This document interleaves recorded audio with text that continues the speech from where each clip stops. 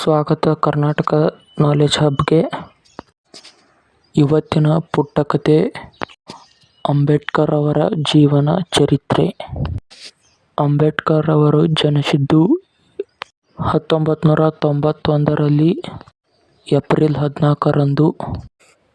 ಅಂಬೇಡ್ಕರ್ ಅವರ ಕುಟುಂಬ ಮೂಲವೆಂದರೆ ಮಹಾರಾಷ್ಟ್ರದ ರತ್ನಗಿರಿ ಜಿಲ್ಲೆಯ ಅಂಬೇವಾಡಿ ಎಂಬ ಊರಿನಲ್ಲಿ ಜನಿಸಿದರು.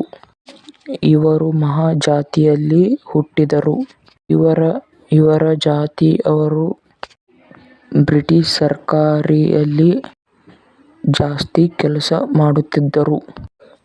ಇವರ ಅಜ್ಜ ಬ್ರಿಟಿಷ್ ಸೇನೆಯ ಹವಾಲ್ದಾರ್ ಆಗಿದ್ದರು.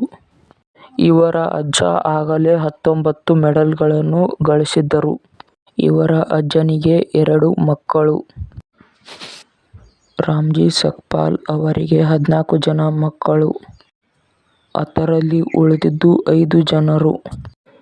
ಆ 5 ಜನರಲ್ಲಿ ಅಂಬೇಡ್ಕರ್ ಒಬ್ಬನು. ಅಂಬೇಡ್ಕರ್ ಅವರು ಪುಸ್ತಕ ಪ್ರೇಮಿ ಆಗಿದ್ದರು. ಅವರು ಪುಸ್ತಕ ಬರೆಯುತ್ತಾ ನಿಧನವನ್ನು ಹೊಂದಿದರು.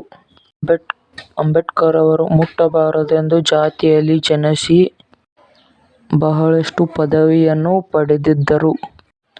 ಅಂಬೇಡ್ಕರ್ ಅವರು ಭಾರತೀಯ ಕಾನೂನು ಪುಸ್ತಕವನ್ನು ಬರೆದಿದ್ದರು. ಇವರು ಅವಮಾನವನ್ನು ಮೆಟ್ಟಿ ನಿಂತಿದ್ದರು.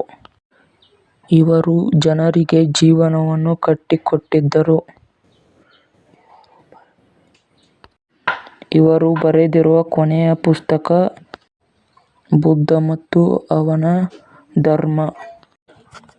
ಧನ್ಯವಾದಗಳು. ನಿಮಗೆ ವಿಡಿಯೋ ಚೆನ್ನಾಗಿ ಅನಿಸಿದರೆ ಲೈಕ್, ಶೇರ್, ಸಬ್ಸ್ಕ್ರೈಬ್, ಕಾಮೆಂಟ್ ಮಾಡಿ.